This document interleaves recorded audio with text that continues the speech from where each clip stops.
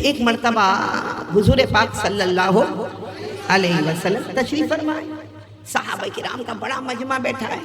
اتنے میں کوئی صحابی نے آ کر کہا کہ بہت بڑی جماعت آئی ہے، ایمان والے نہیں ہے لیکن بہت دور سے آئے ہیں، جگہ کا نام ہے نجران۔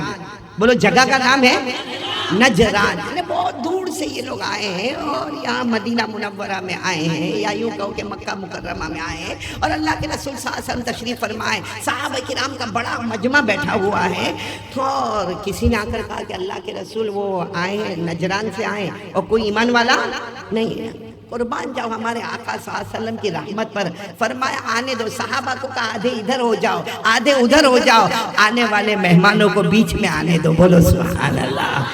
وہ جب سب آ گئے نا، کہاں سے آئے تھے؟ نجران۔ بولو کہاں سے؟ نجران۔ انہوں نے آ کر پہلا سوال ایسا کیا کہ اللہ کی قسم اگر کوئی اور ہوتے تو ناراض ہو جاتے۔ انہوں نے آ کر پہلا سوال کیا کہ آپ کے اللہ جو ہے، آپ جو کہتے ہو اللہ کے پاس آؤ، اللہ کی طرف آؤ، اللہ کی طرف آؤ، یہ اللہ کیا ہے؟ یعنی آنے والوں نے سوال کیا کہ یہ آپ کے اللہ کیا ہے؟ ام من زبرجد، ام من یاقوت، ام من ذہب، ام من فضہ، ان سب لنا یا محمد صلی اللہ علیہ وسلم۔ یعنی آنے والوں نے آ کر کہا کہ آپ بار بار سب کو کہتے ہو کہ اللہ کی طرف آؤ، اللہ کی طرف آؤ، اللہ کی طرف آؤ، آپ کے اللہ کوئی قیمتی پتھر کے بنے ہیں، یا آپ کے اللہ کوئی قیمتی موتی کے بنے ہیں، یا آپ کے اللہ کوئی سونے کا ٹکڑا ہے، یا آپ کے اللہ کوئی چاندی کا ٹکڑا ہے؟ اور اگر آپ کے اللہ ہے تو پھر ان کے ابا کون ہے، ان کی اماں کون ہے، ان کے بچے کون ہیں؟ یہ سب سوالات انہوں نے کیے۔ کہاں سے آئے تھے یہ لوگ؟ نجران سے۔ اور اللہ کے رسول صلی اللہ علیہ وسلم نے بڑی رحمت کے ساتھ ان کو بلایا تھا، آدھے صحابہ کو ادھر کر دیا، آدھے صحابہ کو ادھر کر دیا، بڑی محبت کے ساتھ ان کو بلایا۔ اور وہ بھی بیچارے یہ سوال پوچھتے ہیں کہ آپ کے اللہ ہے تو کیا ہے، اور اللہ کس کے بنے ہیں؟ یہ کوئی قیمتی پتھر کے بنے ہیں، یا قیمتی موتی کے بنے ہیں، یا آپ کا اللہ سونے کے ٹکڑا ہے، یا آپ کے اللہ جو ہے وہ چاندی کا ٹکڑا ہے، یا آپ کے اللہ کے ابا کون ہے، اماں کون ہے، ان کے بچے کون ہیں؟ ارے ہمارے آقا بولو محمد رسول اللہ ابھی جواب دیتے اس سے پہلے حضرت جبرائیل آ گئے۔ بولو سبحان اللہ۔ اور حضرت جبرائیل نے آ کر پوچھا کیا ہوا؟ آئے مہمان بن کے آئے اور یہ اللہ کے بارے میں پوچھ رہے، مجھے جواب دینا ہے۔ حضرت جبرائیل نے فرمایا آپ کو جواب دینے کی ضرورت نہیں، اللہ نے خود جواب دے کر بھیجا ہے۔ اللہ نے یہ سارے ان کے سوالات کے جوابات دے کر بھیجے ہیں، اور وہ جواب آپ کو بھی معلوم ہے۔ اس وقت 12 حل والوں وہ جواب آپ کو بھی معلوم ہے، میرے کو بھی معلوم ہے، لیکن ہم کو یہ نہیں معلوم کہ اس کا بیک گراؤنڈ یہ ہے کہ ایسا ہوا تھا تو ایسا ہوا۔ حضرت جبرائیل علیہ السلام ایک سورت لے کر آ گئے، جو سورت ہم سب کو معلوم ہے، سورہ قل هو اللہ احد ہے۔ بولو کون سی سورت؟ یاد ہے کہ نہیں یاد ہے؟ سب کو یاد ہے کہ نہیں؟ میرے ساتھ میں پڑھے نا، قل هو اللہ احد اللہ الصمد لم یلد ولم یولد ولم یکن له کفوا احد۔ حضرت جبرائیل علیہ السلام آئے اور یہ سورت لے کر آئے اور کہا میرے نبی اعلان کر دیجئے، قل اے میرے مصطفیٰ اعلان کر دیجئے، هو اللہ احد۔ پورا مجمع بولے گا ہم سب کا اللہ۔ اب سوال ہوتا ہے ایک تو بہت ہوتے ہیں بھائی، ایک تو بہت ہوتے ہیں۔ آپ 12 حال میں کہو گے ایک ڈاکٹر ہمارے پاس ہے، ایک وکیل ہمارے پاس ہے، ایک ایڈوکیٹ ہمارے پاس ہے، تو اللہ کہتے ہیں میں بھی ایک ہوں۔ نہیں، آگے جواب دیا کہ دنیا کا جو ایک ہوگا نا وہ کسی نہ کسی کا محتاج ہوگا، وہ کھانے کا محتاج ہوگا، وہ پینے کا محتاج ہوگا، وہ رہنے کا محتاج ہوگا، وہ کپڑے کا محتاج ہوگا۔ اللہ نے فوراً جواب دے دیا، قل هو اللہ احد اللہ الصمد۔ اللہ تبارک و تعالیٰ فرماتے میرے مصطفیٰ اعلان کر دو اللہ وہ ایک ہے۔ بولو اللہ وہ ایک ہے جو کسی کا محتاج نہیں، ان کو کسی کے سہارے کی ضرورت نہیں، ہم سب اللہ کے محتاج ہیں، ہم کو ان کے سہارے کی ضرورت ہے۔ اور آنے والوں نے پوچھا تھا اللہ کے ابا کون، اللہ کی اماں کون ہے؟ جواب دے دیا لم یلد ولم یولد۔ نہ اللہ کسی کے ابا ہے، نہ کسی کے بیٹے ہیں، نہ جنا نہ جنے گئے۔ اور آپ نے پوچھا تھا اللہ قیمتی پتھر کے ہیں یا موتی کے ہیں یا سونے کے ٹکڑے کے ہیں یا چاندی کا ٹکڑا ہے؟ اللہ نے جواب دے دیا ولم یکن لہ کفوا احد۔ تیری قسم میری طرح کوئی نہیں ہو سکتا، جہاں آنکھوں کی بینائی ختم ہو اس کے اوپر اللہ، بولو اس کے اوپر اللہ، جب کانوں کے سننے کی طاقت ختم ہو اس کے اوپر اللہ، ہمارے ہاتھ اور پاؤں کی طاقت جہاں ختم ہو جائے اس کے اوپر اللہ، ہمارے خیالات اور تصورات جہاں ختم ہو جائے اس کے اوپر کون اللہ؟ بولو نا قل هو اللہ احد اللہ الصمد لم یلد ولم یولد ولم یکن له کفوا احد۔ اب پورا مجمع بولے گا پہلی بات، کرنے دھرنے والا کون؟ مانگتے ہو نا اللہ سے؟ نہیں مانگتے میرے پیاروں، اگر مانگتے ہوتے نا اللہ سے تو آج یہ حال ہمارا نہیں ہوتا جو ہو رہا ہے۔ ہر چیز سے پہلے اللہ سے مانگنا۔ ہمارے آقا صلی اللہ علیہ وسلم نے فرمایا تیرے گھر میں نمک ختم ہو جائے، بھائی نمک ختم ہو گیا، میں 5 روپیہ 10 روپے کا مارکیٹ سے نمک لے لوں گا، یا میرے پڑوس میں جا کے پیالہ لے جاؤں گا تو وہ بھی میرے کو نمک دے دے گا۔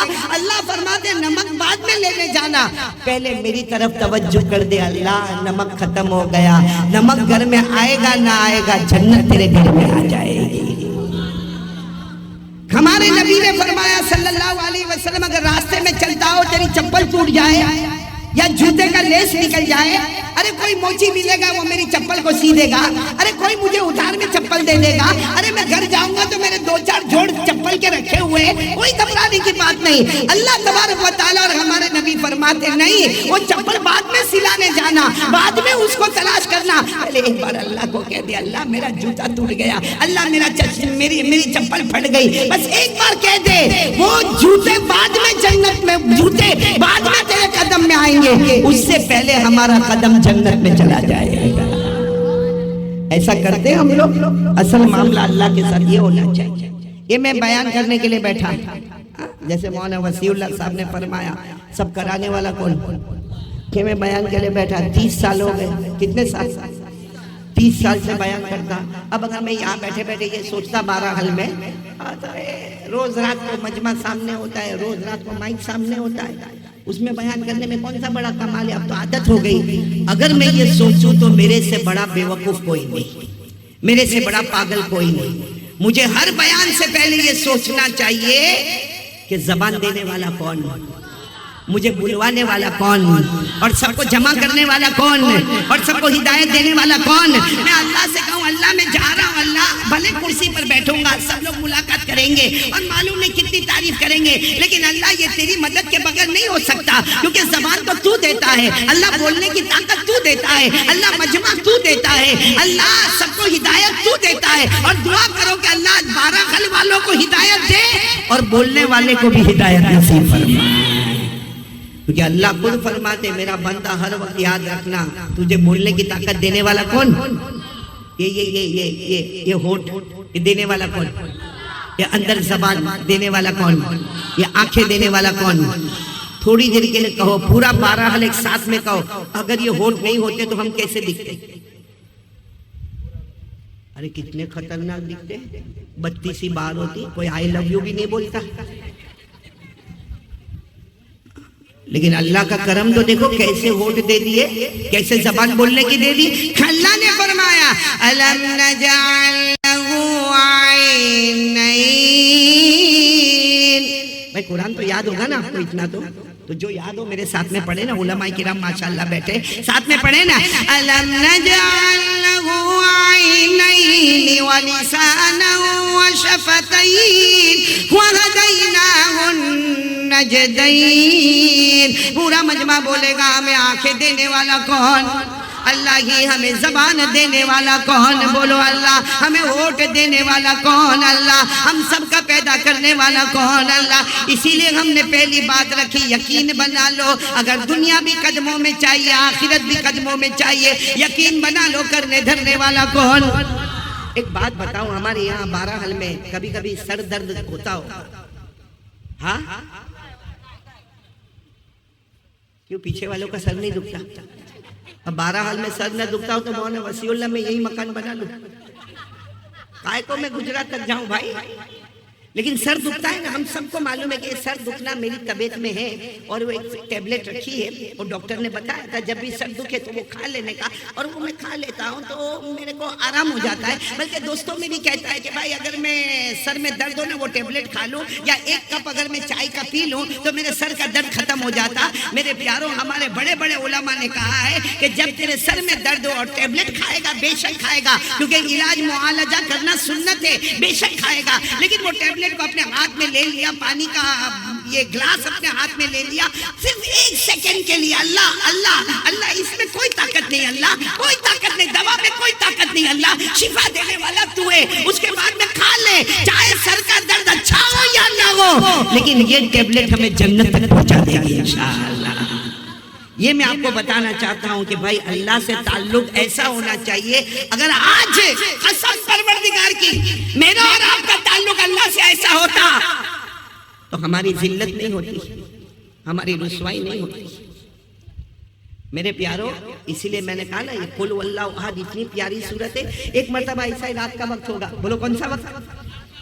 رات کا وقت ہوگا، اور صحابہ کرام ایسے بیٹھے تھے مسجد میں، اور اللہ کے رسول صلی اللہ علیہ وسلم آئے، اور اللہ کے رسول صلی اللہ علیہ وسلم نے آ کر اعلان کیا، بھائی یہ اتنا بڑا مجمع صحابہ کا بیٹھا ہے، میرے کو بتاؤ کہ رات کو سونے سے پہلے 1/3 قرآن، یعنی 1/3 قرآن کا مطلب 10 پارے رات کو سونے سے پہلے کون پڑھے گا؟ ہمارے نبی صلی اللہ علیہ وسلم نے اعلان فرما دیا صحابہ کرام کے درمیان میں کہ رات کو سونے سے پہلے 1/3 قرآن، یعنی کتنے پارے؟ سارے صحابہ خاموش بیٹھ گئے، کیونکہ وہ 12 حل والے نہیں تھے۔ 12 حل والے کو بولو ہوتا کہ نہیں ہوتا ایسا؟ اور 10 پارے پڑھنا کیا ہماری ہمت کی بات ہے؟ ارے ہم 12 حل والے 10 پارے پڑھنے جاوے تو فجر ہو جاوے۔ تو ہمارے نبی نے تو کہا تھا رات کو سونے سے پہلے 10 پارے پڑھنا، یہ تو سونا تو رہ گیا، فجر ہو گئی۔ تو ہمارے نبی صلی اللہ علیہ وسلم نے صحابہ کو پوچھا، حالانکہ صحابہ عربی زبان والے تھے، مہارت والے تھے، لیکن ہمارے نبی صلی اللہ علیہ وسلم نے فرمایا کون رات کو سونے سے پہلے 1/3 قرآن پڑھے گا، یعنی 10 پارے پڑھے گا؟ صحابہ کرام نے کوئی جواب نہیں دیا۔ کہہ دو سبحان اللہ، کہہ دو سبحان اللہ۔ ہمارے نبی نے کیا فرمایا؟ قال رسول اللہ صلی اللہ علیہ وسلم اقرأوا سورۃ الاخلاص فإنها تعدل ثلث القرآن۔ ہمارے آقا صلی اللہ علیہ وسلم نے فرمایا او میرے صحابہ جاؤ اپنے گھر میں جا کے بھی اعلان کر دو، ایک مرتبہ بستر پر جانے سے پہلے قل هو اللہ احد پڑھ لینا، 10 پارہ پڑھنے کا ثواب مل جائے گا۔ اور میں کہتا ہوں اگر کوئی 2 مرتبہ پڑھ لے 20 پارے پڑھنے کا ثواب مل جائے گا۔ اور کوئی 12 گل والا، کوئی میری ماں، کوئی میری بہن، کوئی میری بیٹی اور کوئی میرا دوست آج رات کو بستر پر جانے سے پہلے 3 مرتبہ قل واللہ احد پڑھے گا، اس کے بعد اپنے بستر پہ جا کر لیٹے گا، ہمارے نبی فرماتے جاؤ پورا قرآن پڑھنے کا ثواب نصیب ہو گیا۔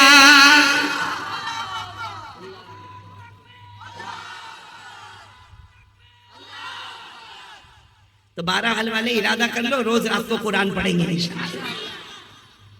یہ تو رات کی بات ہوئی، دن میں قل واللہ احد کا کیا کریں گے وہ بھی سن لو، بولو نا پڑھیں گے نا انشاءاللہ۔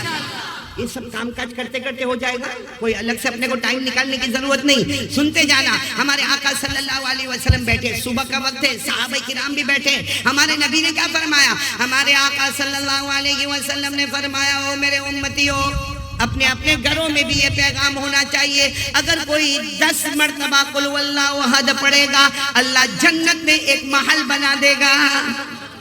کتنی مرتبہ؟ جنت میں ایک محل۔ جنت کا محل معلوم ہے؟ یہ جو دنیا ہے نا اس سے 10 گنا زیادہ لمبائی اور چوڑائی میں ایک جنت ہوتی ہے، بولو نا اس سے زیادہ لمبائی چوڑائی میں 10 گنا زیادہ چاہیے، جنت چاہیے۔ کتنی مرتبہ قل واللہ احد پڑھنے کا؟ 10 مرتبہ ایک جنت۔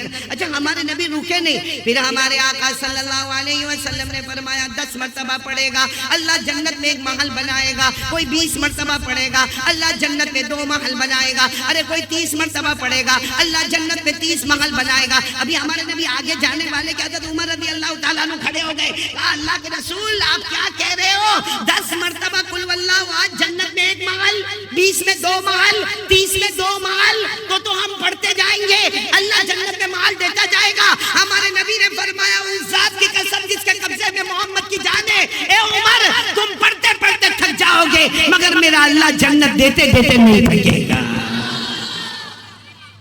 کیوں قل اللہ احد؟ کیوں؟ کیونکہ اس میں اللہ کی توحید ہے. بولو لا الہ. تو پڑھیں گے نا؟ بولو پڑھیں گے نا انشاءاللہ. نہیں ساتھ میں بولو نا، پڑھیں گے نا انشاءاللہ.